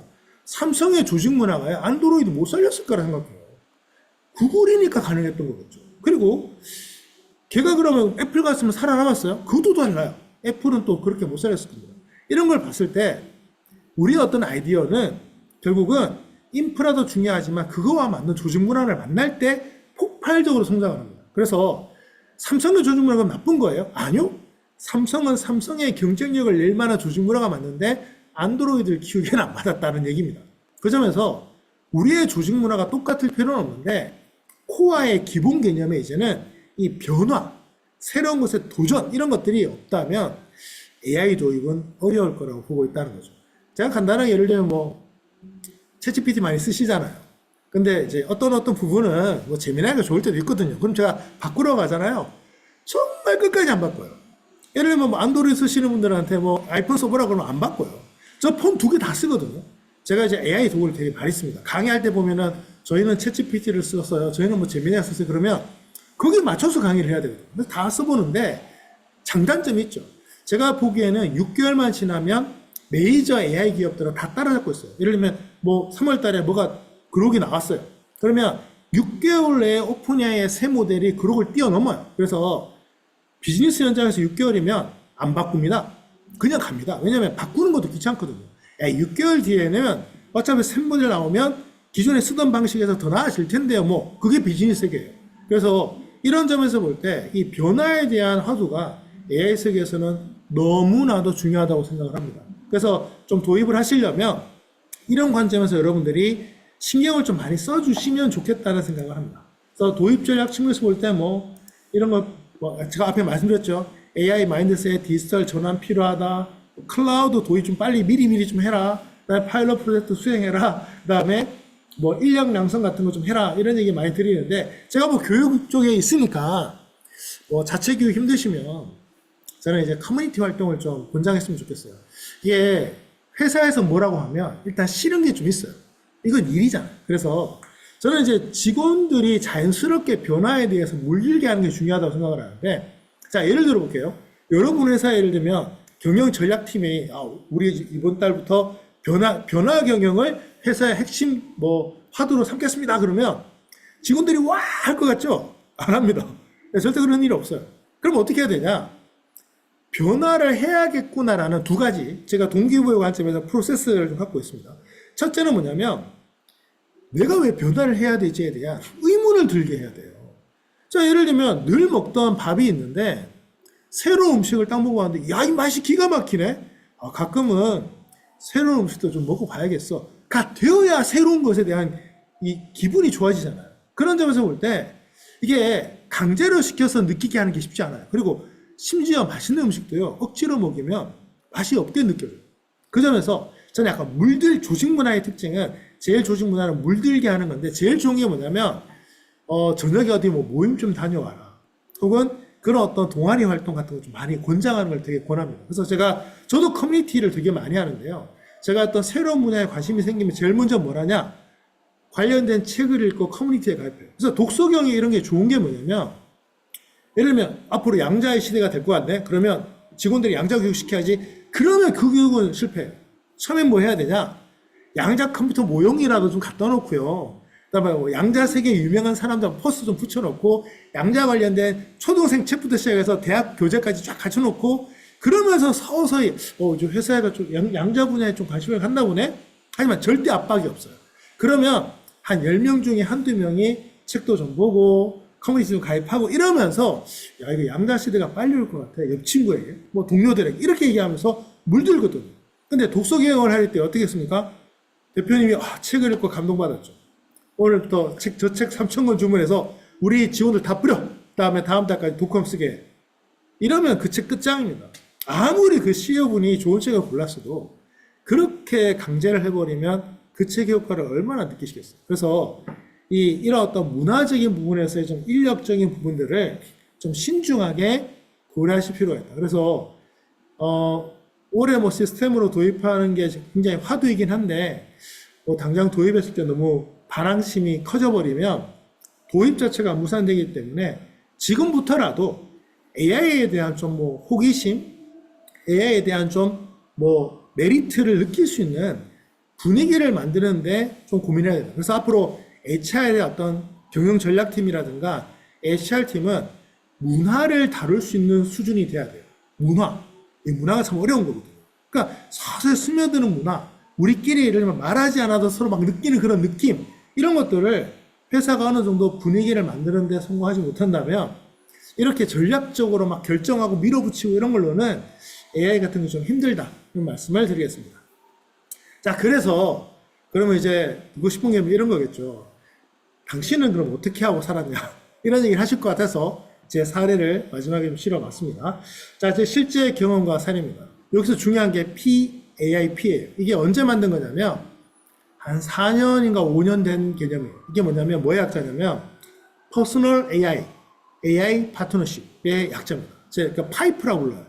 AI의 역할이 뭐냐 이거죠. 퍼스널과 프로젝트의 브릿지다. 저는 그렇게 봤어요. 그래서 저는 제가 이제 뭔가를 좀 해야 되면 그걸 정말 잘 기억하기 좋은 키워드를 만들려고 노력을 하거든요. 그래서 뭐 스타, 베스트, 뭐 파이프, 제가 이제 제 쓰는 글이라든가 제 SNS에 오시면 그런 글들이 많아요. 그게 다 의미가 있어요. 이 파이프에 AI를 왜 약하게 썼냐? AI는 밖에 내는 게 아니다. AI는 안에서 어딘가에서 돌고 있어야 되는 거라고 좀 봤어요. 뭐 언젠가는 AI가 전면 나서겠지만 지금 AI를 제일 잘 쓰는 방법은 나를 도와주고 프로젝트를 도와주고 파트너십을 도와주는 AI여야 된다고 생각을 했습니다. 그래서 거기에 관련돼서 이제 AI를 좀 바라봤고요. 작년부터 제가 이제 뭘 하기 시작했냐면, 아까 말씀드렸죠. AI 제품이 나쁘진 않아요. 그런데 딱 나한테 와서 백기락 강사님 저 이 강의 만드실 때 목차 같은 거 잘 만드시죠? 많이 만드시죠? 그 목차를 얘한테 맡기시면 기똥차게 만들어줍니다. 뭐 목차 만들어주죠. 그런데 제가 원하는 수준이 안 돼요. 그래서 어떻게 했냐? 결국은 중간에 브릿지가 필요해요. 그리고 두 번째는 얘한테 뭐 내가 가진 정보를 학습을 시키면 정보가 잘 나온다면서요. 문제는 제가 불안해서 올릴 수가 없어요. 제가 지금 2년 넘게 뭐 많은 AI에 몇십만 원, 100만 원까지 돈을 내면서 구독료를 쓰고 있는데 한 번도 제 파일을 다 올려본 적이 없습니다. 한 번도. 왜냐면 올리는 순간 나가는 걸 제가 불안해서 견딜 수가 없어요. 그냥 오늘 작업의 요 모듈 일부만을 가지고 올리는 거죠. 그래서 이런 얘기를 해요. 이 AI가 여러분 데이터를 다 학습하면, 저도 강의 때 그런 표현 씁니다만, 전제가 뭐예요? 보안에 문제가 없고 이런 어떤 법적인 지적사항 문제가 없다면 AI가 우리 회사의 모든 걸 학습시키면 제일 좋죠. 즉 그거는 우리 회사만의, 즉 저의 퍼스널 AI가 필요합니다. 결국은 그런 모델을 만들어야만 AI의 진가를 보여줄 수가 있기 때문에 아마 그런 점에서 케이스를 좀 만들어야겠다 생각을 하기 시작했어요. 그래서 제가 몇 가지를 했습니다. 제일 먼저 한 게 뭐냐면, 한국형 AI가 없을까? 이거였어요. 그래서 제가 이제 실제 회사명 알려드립니다. 요즘 잘 나가요. 그 AI3라는 회사인데요. 웍스AI라는 서비스가 있습니다. 챗GPT, 그 다음에 딥L, 뭐 이렇게 여러 가지 쓰고 있는데, 한마디로 여기 네 번째, 아량글이 됩니다. 야, 이거 기가 막히죠? 제가 이제 아까 HWX 파일 쓰면은 뭐 우리가 좀 다룰 수 있잖아요. 그런데 오픈AI는 그 파일을 그래서 안 해도 상관없다는 거잖아요. 문제는 아량글이라는 이 갈라파고스 같은 대한민국 안에서의 특정 포맷을 연구하는 회사는 한국에서 해야 된다는 거죠. 그러다 보니까 왜 네이버도 안 하냐? 간단합니다. 네이버도 대한민국 1위 기업이 아니에요, 이제. 최소한 네이버는 아시아 20, 30개국이 1위, 라인만 하나로 20몇 개국이 지금 1위잖아요. 그래서 아량글을 한국에서만 쓰는데 저것 때문에 우리가 굳이 이 글로벌 시스템에 건드려야 돼? 당연히 미국이나 중국에서는 안 건들겠죠. 근데 우리는 쓰거든요. 제가 지금 뭐 제안서 쓰고 파일 주고받는 거 보면 아량글이요. 너무 많은데, 그러면 고객사 전화해서 저 아량글 못 읽으니까 전부 PDF로 바꿔주세요. 뭐 MS 워드 파일 바꿔주세요. 바꿔줍니까? 제가 바꿔야지. 귀찮잖아요. 그래서 아량글 되는 회사를 찾았어요. 이 회사가 아량글이 됩니다. 잘 만들었어요. 그래서 제가 지금 현재 VIP 파트너 활동 중인데, 뭐 챗GPT랑 비슷합니다. 근데 이 회사의 최고 매력이 뭐냐? 한국 사람들의 입맛에 잘 만들어놨게 챗GPT 웹 서비스를 한국화 시켰다고 보시면 돼요. 그래서 제가 이 회사를 굉장히 많이 소개를 드리고 있는데, 소개해드린 분들 중에서 욕하는 분 한 번도 못 봤어요. 그리고 비용도 생각보다 저렴해요. 챗GPT를 대신할 만합니다. 다만 그럼 챗GPT의 모든 기능이 뛰어나냐? 그건 아니에요. 그러니까 우리 아량글 다룬다고 말씀드렸잖아요. 문서 작업을 하고 업무적으로 바라볼 때 텍스트가 메인인 상황에서는 챗GPT보다 이 엑스의 웍스AI가 훨씬 낫다고 봅니다만, 두루두루 쓰기엔 여전히 챗GPT가 강력하다. 그래서 이분들이, 제가 며칠 전에 VIP 행사에 갔었거든요. 그때 표 대표님께 그런 말씀 하시더라고요. 오픈AI가 챗GPT가 벤츠라면 자기들은 풀옵션 소나타다. 뭐 이렇게 표현하시더라고요. 그래서 걔네들이 자기들이 이제 잘 팔아야 되니까 웹에 엄청나게 신경을 많이 쓴대요. 근데 API를 사용하는 입장에서는 그만큼 효율이 안 나온다는 거예요. 대신 자기들은 이제 한국 사람들이 옵션 좋아하잖아요. 그래서 옵션을 정말 잘 달아서 비록 소나타지만 벤츠 느낌이 좀 나게끔 만들었다. 이 표현이 참 재밌었어요. 그래서 그 행사 때 들으면서 이 회사 정말 잘 되겠다. 지금 이미 잘 나가고 있습니다. 그래서 이런 걸 쓰시면 좀 좋은데, 현재 제가 그 회사를 작년부터 이제 그 VIP 초대를 받아서 쓰고 있는데, 정말 이렇게 제가 실제 쓰면서 많은 기업들에게 소개를 하고 있습니다. 아마 제가 저도 한 수천에서 수만 명 정도는 소개하지 않았나 싶어요.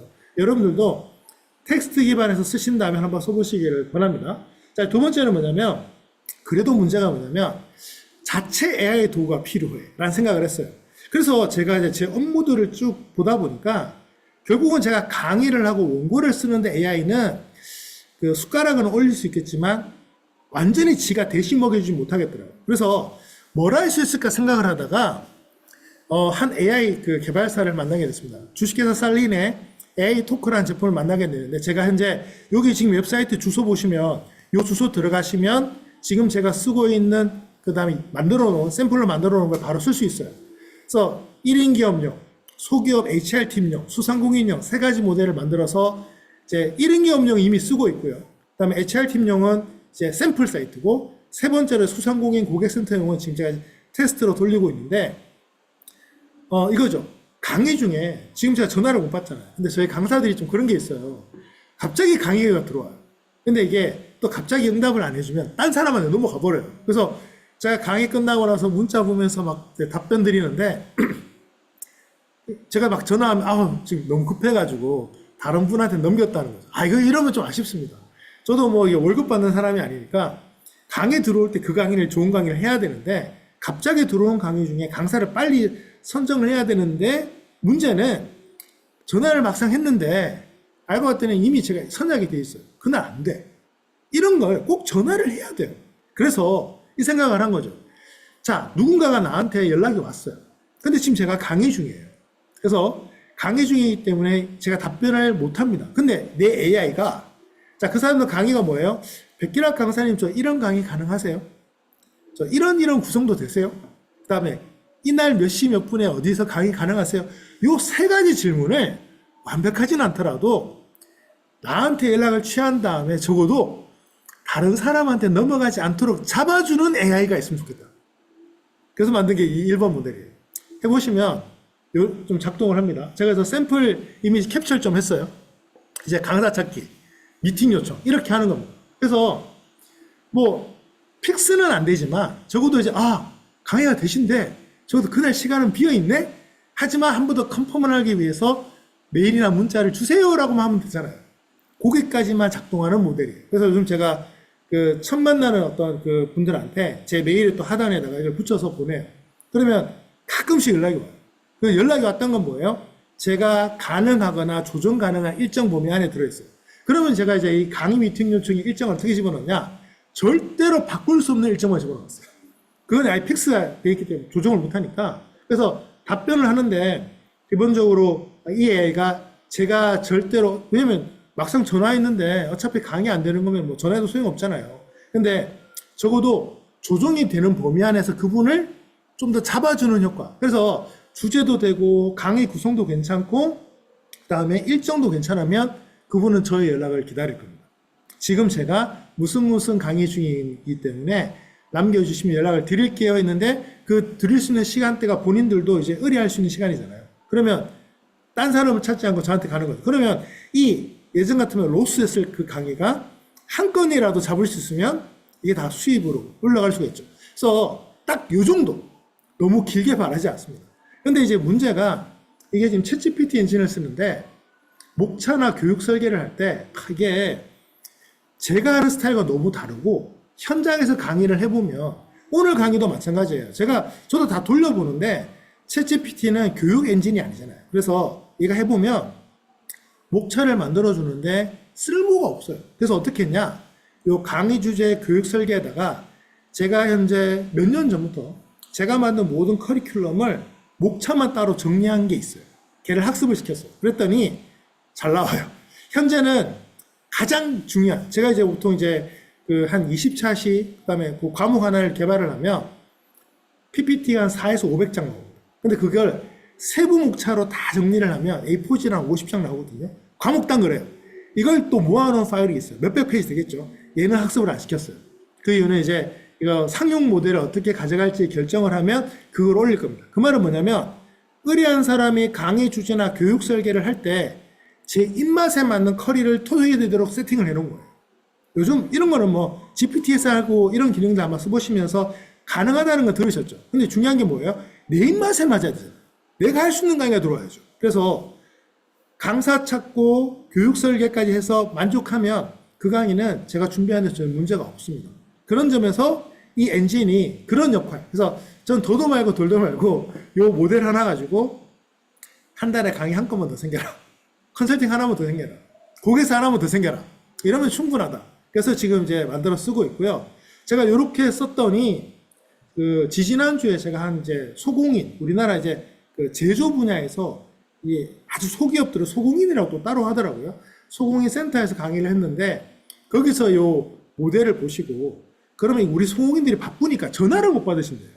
그러니까 공장 기계 돌리고 있으니까 전화가 오면 항상 점심시간에 뭐라고 싸고 이렇기 때문에 딱 이걸 보신 거죠. 그래서 이것 좀 그분들한테 맞출 수 없냐 그래서 제가 이제 제작사랑 이제 협의를 해서 30개 기업에게 6개월간 AI 비서를 만들어주는 교육을 따로 하기로 했어요. 다음 달에 합니다. 그러니까 이렇게 제가 보는 거 뭐냐면 이 엔진을 그냥 주면 못 써요. 근데 이게 제가 케이스를 만들어주니까 야 저거는 정말 우리가 있으면 좋겠는데요를 찾는 거죠. 그러면 도입이 됩니다.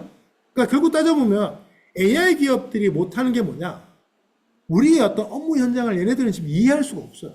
이해하려면 지금처럼 개발하면 안 되잖아요. 그래서 결국은 그 안에 어떤 이런 부분들 AI를 최적화시켜주거나 연결시켜줄 수 있는 그런 어떤 전문가 집단이라든가 회사, 뭐 저 같은 사람들이 저는 필요하다고 생각을 해서 하고 있습니다. 그래서 4월 달에 하고 있고, 그 다음에 세 번째 사례는 이제 우리나라에 좀 유명한 회사입니다. 인텔레콘이라고 해서 리걸테크 분야에서 세계 1위를 한 연속 2년 정도 수상한 회사예요. 진짜 잘 만들었어요.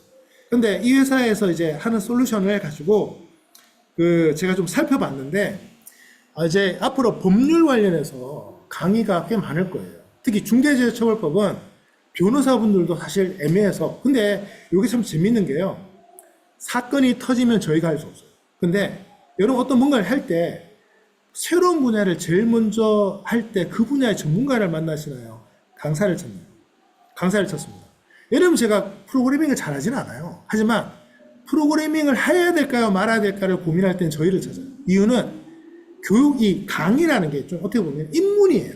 그래서 우리가 중대재해처벌법이라는 걸 좀 신경 써야 되지 않을까? 야 강의 한번 해봐.로 시작합니다.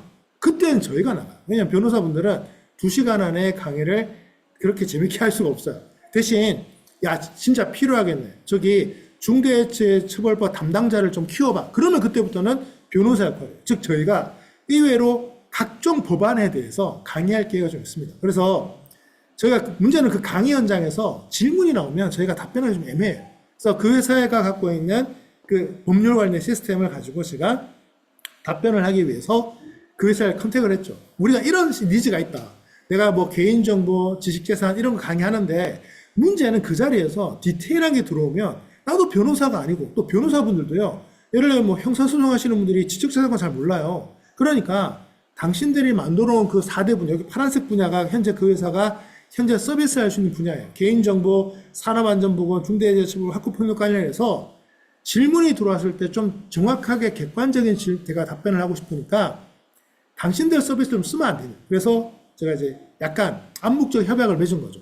저희가 밖에서 그 회사의 서비스를 소개하고 그 자리에서 다 그걸로 답변하고 대신 그분들은 저희가 쓸 수 있도록 권한을 좀 열어주고 그래서 이제 이렇게 써먹고 있습니다. 실제로 질문한 거예요.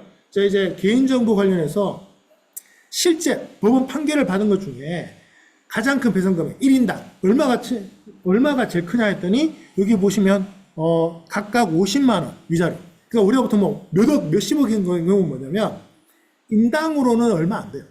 그러니까 이게 인당으로는 현재 50만 원이 우리나라에선 최대 액수입니다. 그래서 이런 경우 있다는 걸 찾았어요. 그래서 이런 것들은 인터넷에서 찾기에는 조금 애매하고요. 그 다음에 이 법령 관련된 부분들은 챗GPT에 의존하기에는 해석의 그 크리티컬한 부분이 너무 많습니다. 최근에 우리나라에 지금 뭐 법률적인 부분에서 좀 시끄럽잖아요. 저도 이제 제가 그 법무연수원이라고 검사분들을 교육하는 기관에서 몇 번 프로젝트를 했었습니다.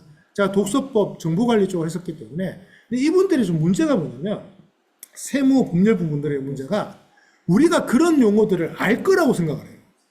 근데 예를 들면 우리가 뭐 학교 다닐 때 뭐 법률 관련 법의 해석 이런 거 배웠나요? 없잖아요.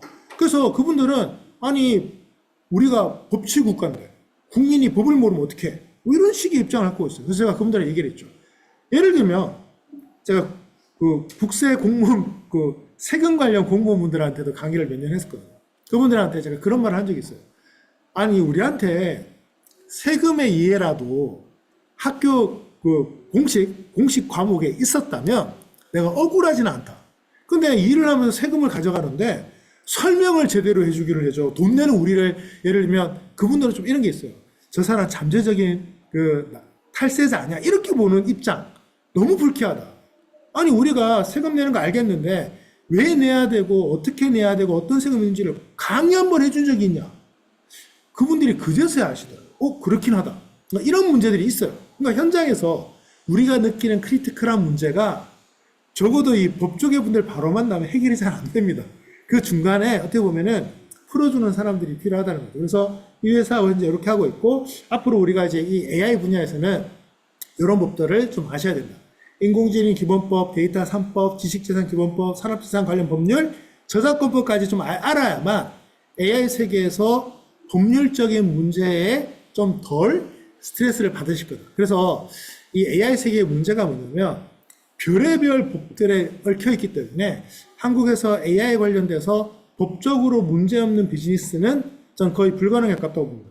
제가 모니터링한 바로는요, 국내 메이저 AI 기업들 전부 메이저 연구소를 해외에 주고 있어요. 왜냐하면 우리나라가 2022년도, 21년도부터 AI 개발하는 과정에 각종 지침을 발표하기 시작했어요. 정부기관들이. 뭐 과학기술부도 마찬가지고. 근데 문제는 뭐냐면 그 안에 뭐가 있냐면요, AI의 결과물에 대해서 과정을 책임지라고 하는 거죠. AI 개발해 보신 분 아실 거예요. 그거는 AI가 뭐 막 돌리다 보면 수학적 통계 과정에서 결과 나온 거잖아요. 그런데 그거를 개발사 보고 책임을 지라는 거예요. 그걸 증명하라는 거예요. 그러니 이거 연구 못 하죠. 다 떠났어요. 그 지침서 보고 난 다음에 우리나라는 지침서가 법이에요. 왜냐면 그게 헌법에서 뭐 잘못됐다고 말하기 전까지는 행정부에서 꽂히면 무조건 지켜야 돼요. 그러니 뭐, 야, 이거 우리나라 이제 AI 개발 회사들 메이저는 다 해외로 가겠네. 그리고 나서 2020년부터 연구소들이 해외로 빠져나가기 시작했습니다. 좀 심각합니다. 그래서 저는 한국이 법적인 문제에서 너무 지금 리스크가 크다. 그래서 우리가 일반인들도 법에 대해서 이해를 할 수 있어야 되는데 법원에 가서 해석의 한 번으로 사업이 완전 그냥 죽었다 살았다 하는 이 상황이 된다면 앞으로 AI가 한국에서 쉽지 않겠다는 생각을 좀 하고 있습니다. 그래서 혹시 AI를 탑재해서 제품을 개발하신다면 그 탑재 이후에 벌어질 많은 법안에 대해서 좀 준비를 하셔야 된다는 점을 말씀드리고 싶고, 그 다음에 이제 설치형 AI 도구인데요. 아까 제가 이제 AI 토크 같은 경우는 웹 버전이에요. 그건 바깥에서 제가 뭐 관여를 안 해도 답변하는 거라면, 말씀드린 제 노트북에 10만 명이 넘는 인적 정보와 그 다음에 한 800GB의 진짜 핵심 데이터가 있어요. 얘를 가지고 하고 싶은데 저는 웹 버전이 불안해요. 그래서 현재 PC 설치형 도구를 한 회사와 테스트를 하고 있습니다. 그래서 뭐 여기엔 또 여러 가지가 있는데 구독료가 자꾸 높아지니까 이게 돈도 좀 줄여야겠다 싶어서 사용한 만큼만 내고 싶고, 그 다음에 어떤 모델들은 무료도 괜찮거든요. 그래서 여러 개의 API를 설정을 해서 내 PC에서 돌아가면 좋겠다. 현재 제 노트북이 구매할 때 한 300만 원 중반 노트북인데 이거 재작년에 구매한 거거든요. 잘 돌아가요. 그래서 지금 일부 작업을 이제 여기에 이걸 통해서 만들고 있는데 좋은 점이 뭐냐면 제 데이터가 외부 유출이 안 되고요. 노트북에서 나가질 않으니까. 두 번째로는 모든 대화, 모든 생성물이 제 PC에 저장돼요. 이런 경우 있어요. 여러분도 챗GPT를 가지고 작업하다가 내가 막 몇 달 전에 뭔가 질문했는데 그 내용이 어디 있더라? 이거 못 찾습니다. 제가 몇 번 해봤는데 찾기 힘들어요. 근데 이게 전부 다 PC에 저장을 하면, 현재 여러분들 윈도우 쓰시면요, 좋은 게 뭐냐면 윈도우 안에 빙이라는 검색 엔진이 들어가 있어요. 이 빙이 인정해줄 만큼 괜찮은 검색 엔진입니다. MS가 검색 엔진 잘 만들어요. 그래서 PC에 데이터만 다 저장이 되면 검색 기능으로 얼추 찾아냅니다. 그래서 전 이것을 이제 이 PC에 저장하는 걸 굉장히 중시하고 있는데, 올해 이제 코파일럿 PC도 나오잖아요. 그러면 이제 이미지 같은 것도 검색이 시작이 될 테니까 모든 내용물들이 PC에 저장되면 좋겠다, 이런 생각을 해서 이제 쓰고 있습니다. 그래서 지금 제미나이하고 그다음에 젠마 다 구글 모델이긴 합니다만 무료 모델, 유료 모델 가지고 테스트하고 있는데, 어제 이제 여기 왼쪽 화면은 어제 이미지 생성해 본 것이고요. 오른쪽은 텍스트 생성인데 제가 어제 하루 동안 썼거든요. 1원도 가금 안 됐어요. 1원도 가금 안 됐어요. 자, 그러면 이제 이런 거죠. 야, 이거 하루 썼는데 1원도 가금 안 됐어? 그럼 내가 지금 한 달에 몇십만 원 내는 게 너무 아깝네?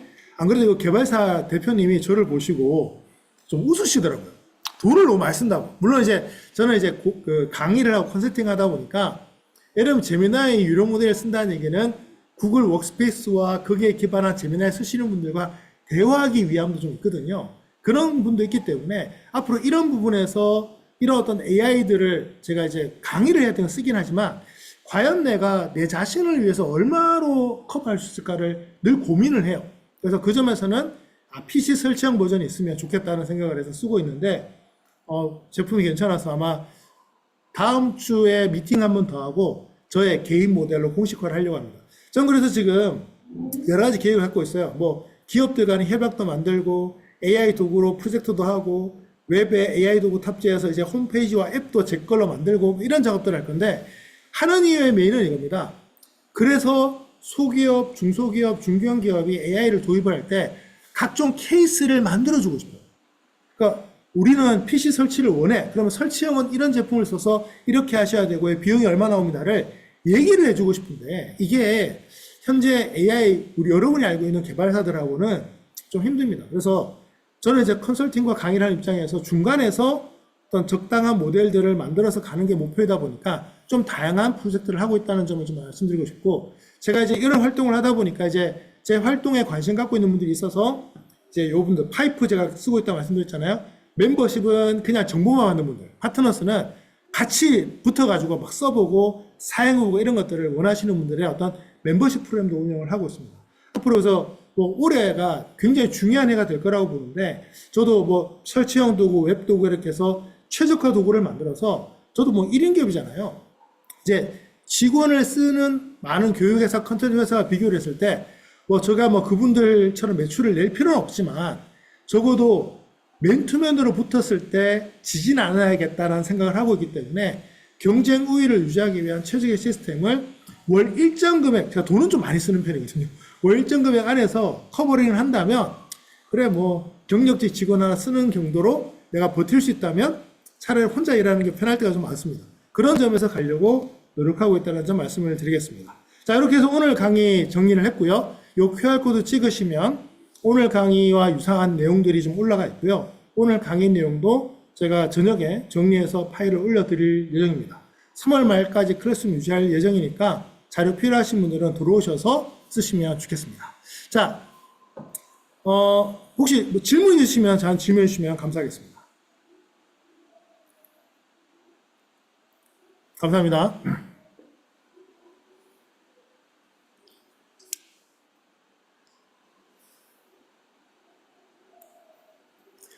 질문은 채팅으로 주셔도 됩니다.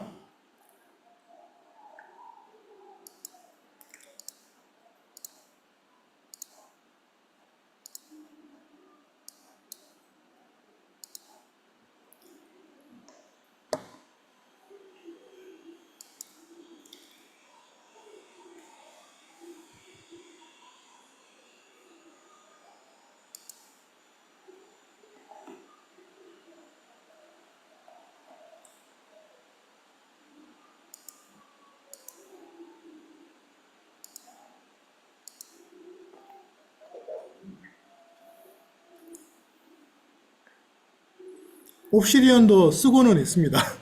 다만 이제 아직 유료 모델로 전환해야 될지는 잘 모르겠어요. 쓰고 있는 게 있다 보니까. 하지만 이제 무료로는 지금 테스트를 많이 해보고 있어요.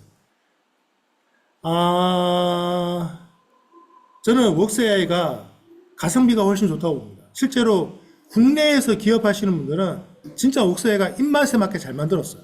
그래서 업무적으로 볼 때는 웍스AI를 좀 많이 추천하는 편입니다. 업스테이지 거도 제가 써봤는데, 그러니까 뭐 이게 개발하는 어떤 목적이 좀 다른 것 같아요. 웍스AI 같은 경우는 그 표 대표님이 좀 그 국내 비즈니스에 좀 맞추려고 되게 노력을 많이 하세요. 그리고 거기가 좀 젊은 스타트업이어서 그런지 뭐 개발자들의 그 열정도 있다 보니까 밤새서 작업도 잘해서 기능 업데이트 속도가 굉장히 빠릅니다. 그래서 뭐 제가 일단 추천을 해봤을 때는 현재 국내 기업용으로 쓰시는 분들은 웍스AI가 가장 만족도는 높았던 걸로 저는 기억하고 있습니다.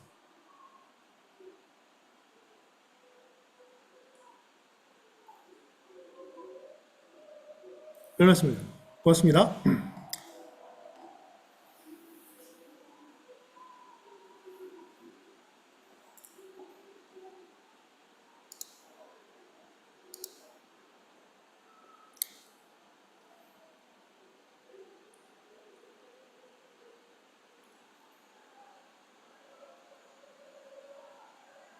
가능하죠. 예, 가능한데 자동 예약은 제가 그 개발사랑 제가 실제로 예약을 해봤어요. 제 일정에 집어넣는 거 얘기해봤는데 두 가지를 얘기하셨어요. 첫째로는 일정을 넣는다는 게 생각보다 책임이 좀 세지잖아요. 그 점에서 AI의 답변이 그 정도가 안 될 수 있었을 때, 즉 나는 그 의뢰하신 분은 일정을 잡았는데 제가 강의 끝나고 돌아와 봤더니 잘못 잡혔어. 이랬을 때 생기는 문제가 있을 수 있지 않냐. 이 문제 때문에 기술적으로 불가능한 건 아닌데 이 세팅하는 품질에 따라서 이 정확성의 좀 한계 때문에 생겼어요. 그래서 그 불가능하진 않지만 지금 말씀하셨던 그 자동 예약이라는 게 비즈니스에서 갖는 비중이 너무 크다면 아직은 좀 기다려야 된다. 왜냐면 이게 품질의 문제가 좀 있고요. 엔진을 챗GPT 엔진을 쓰고 있는데 그 제가 해보니까 한 8에서 90%는 괜찮은데 그 10%가 조금 아직 아쉬운 부분이 있어요. 그래서 저도 이제 그 최종 그 문구 잘 보시면 최종 컨펌은 문자나 메일로 한 번 더 확인 받으시기 바랍니다라고 꼭 답변을 하도록 해놨어요. 이제 대신 뭐 저 같은 경우는 일정 하나 잘못 잡혔다고 해서 뭐 심각하게 비즈니스 문제가 이러진 않기 때문에 그리고 뭐 강의 현장이라는 게 한 90분 강의하면 딱 90분만 답변하고 있으면 10분 내로 제가 쉬는 시간에 확인할 수가 있으니까 지금은 저는 쓰고 있는데 뭐 하시는 어떤 비즈니스의 성격이 너무 그 일정이 중요하게 잡히는 거라면 조금은 조심스럽게 접근하시라는 말씀을 드리고 싶어요. 하지만 현재 8에서 90% 정확도로 그 기능 구현은 가능했습니다.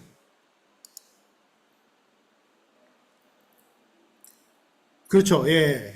조금은 아직은 좀, 네. 이미지도 보면은 아직은 손을 좀 많이 대야 되거든요. 대신 이런 건 있어요. 업종이 너무 명확한데, 예를 들면 이제 제가 강원도 농가들하고 좀 관계가 많은데, 예를 들면 우리가 뭐, 그 강원도 요즘 바나나도 막 나오고 하거든요. 우리가 뭐 강원도 양구 메론이 되게 유명해요. 메론만 하니까. 그럼 그 메론 사실 뭐 찍어분들 몇십 장, 몇백 장 찍어도 다 거기서 거기잖아요. 그러면 그건 별로 문제가 없어요. 근데 제품의 종류가 좀 다양해지고 이러면 확실히 할루시네이션이랑 그 미세한 차이가 소비자들이 오해를 살 수 있더라고요. 그래서 제품이 아주 심플한 어떤 기업들, 뭐 제품이 우리가 몇 종 안 된다면 제가 보기에는 별 문제가 없습니다. 하지만 종류가 많아지고 기능이 많아져서 응답의 어떤 그 경우의 수가 좀 많아진다면 완벽하게 자동응답으로 돌리기 좀 아쉽습니다. 대신 뭐 저는 이제 이런 건 있어요. 밤에 뭐밤 10시에서 새벽 6시 이럴 때는 뭐 아무리 가까운 사이라도 전화 못 하잖아요. 이럴 때는 전 접목해도 괜찮을 것 같아요. 대신 응답 마지막에 정확한 내용을 아침에도 확인해라. 예를 들면 이제 응답하는 내용의 대부분은 사실 너무나 단순 질문도 많기 때문에 그런 정도라면 영상과 이미지를 만들어줘도 큰 문제는 없을 수 있다고 생각해요. 그래서 이 부분은 비즈니스를 좀 파악하는 게 좀 필요하다고 생각을 합니다.